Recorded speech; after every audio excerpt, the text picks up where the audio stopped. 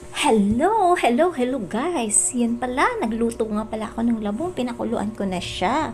Tinimplahan ko na yan. Nilagyan ko na ng sibuyas, bawang, luya, at saka asin, tsaka patis. Tapos, hinayaan ko lang siyang kumulo para lumambot yung labong. Tsaka ko nilagay yung kalabasa. Ayun guys, hinalo-halo ko yan. Hinayaan ko siyang lumambot kahit half cook lang siya. Tsaka ko mailagay yung dahon na saluyot. Yan guys, grabe, green na green yung saluyot. Parang dashboard natin, green na green. Pag maganda yung performance natin, green na green ang kinalabasan.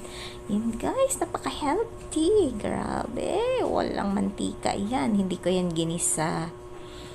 Kailangan natin kumain talaga ng healthy sa panahon ngayon kasi dumadami na yung mga may sakit. Kaya kailangan nating mag-ingat at saka alam mo na, tumatanda na tayo, nagkakaedad na. Kailangan yung kakainin natin more gulay. Iwas-iwas muna tayo sa karne, 'di ba?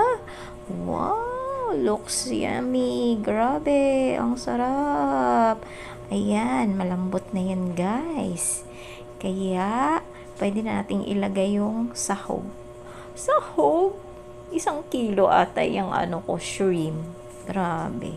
Kaya napakasarap niya. Parang 1 kilo ata yan eh. Yan guys, hayaan lang natin mag kulay orange. Orange?